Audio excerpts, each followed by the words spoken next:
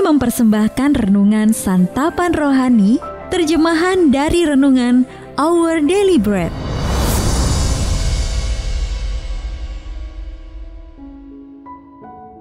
Untuk menerima notifikasi video baru kami, silakan tekan tombol subscribe dan tanda lonceng di bawah ini. Sahabat ODB, pembacaan Alkitab hari ini terambil dari Lukas pasal yang ke-6 ayat yang ke-43 sampai dengan ayat yang ke-45. Lukas pasal yang ke-6 ayat yang ke-43 sampai dengan ayat yang ke-45. Pohon dan buahnya. Karena tidak ada pohon yang baik yang menghasilkan buah yang tidak baik, dan juga tidak ada pohon yang tidak baik yang menghasilkan buah yang baik. Sebab setiap pohon dikenal pada buahnya, karena dari semak duri orang tidak memetik buah ara, dan dari duri-duri tidak memetik buah anggur. Orang yang baik mengeluarkan barang yang baik dari perbendaharaan hatinya yang baik, dan orang yang jahat mengeluarkan barang yang jahat dari perbendaharaannya yang jahat. Karena yang diucapkan mulutnya meluap dari hatinya. Ayat mas renungan hari ini terambil dari Lukas pasal yang ke-6 ayat yang ke-45. Orang yang baik mengeluarkan barang yang baik dari perbendaharaan hatinya yang baik. Renungan hari ini berjudul Ucapan Mencerminkan Hati Kita, ditulis oleh Marvin Williams. Bagaimana kita dapat membuang perkataan kotor dari ucapan kita? Sebuah SMA memutuskan untuk membuat janji. Tidak ada kata-kata kotor. Jadi para siswa diharuskan untuk mengikrarkan janji ini. Dengan kesungguhan hati, saya berjanji tidak akan menggunakan kata-kata kasar dan kotor dalam bentuk apapun dalam lingkungan dan wilayah sekolah kita. Usaha ini mulia. Akan tetapi menurut Yesus, tidak ada satupun peraturan atau janji yang dapat menutupi bau busuk dari perkataan kotor. Menghilangkan bau busuk dari perkataan yang diucapkan mulut kita harus dimulai dengan pembaruan hati. Yesus berkata bahwa sama seperti orang mengenali jenis pohon dari buahnya, Lukas pasal 6 ayat 43 sampai 44, maka perkataan kita dapat menunjukkan dengan jelas apakah hati kita selaras dengan Dia dan kehendak-kehendaknya. Buah melambangkan perkataan seseorang, karena yang diucapkan mulutnya meluap dari hatinya. Kristus menegaskan bahwa apabila kita sungguh-sungguh ingin mengubah apa yang keluar dari mulut kita, maka pertama-tama hati kitalah yang harus diubahkan dengan pertolongannya. Janji yang diucapkan tak mungkin dapat mengekang ucapan kasar yang keluar dari hati yang belum diubahkan. Kita hanya dapat membuang kata-kata kotor dengan terlebih dahulu percaya kepada Tuhan Yesus. 1 Korintus pasal 12 ayat yang ketiga. Dan kemudian mengundang Roh Kudus untuk memenuhi kita. Efesus pasal 5 ayat 18. Roh Kudus akan bekerja di dalam diri kita untuk mengilhami dan menolong kita agar tekun menaikkan syukur kepada Allah dan mengucapkan perkataan yang membangun dan menguatkan orang lain. Sahabat ODB, apa yang diungkapkan ucapan saya tentang hati saya? Lalu bagaimana saya dapat mengundang Roh Kudus untuk mengubah perkataan saya sekarang ini? Mari kita berdoa. Tuhan Yesus, tolonglah aku untuk mengucapkan kata-kata yang memuliakan nama-Mu dan menguatkan orang lain. Dalam nama Tuhan Yesus kami berdoa. Amin.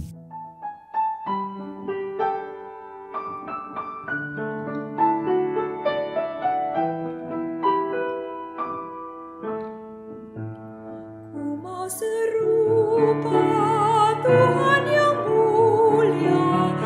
Inilah doa harapanku. Rela buangkan semua hartaku untuk mendapat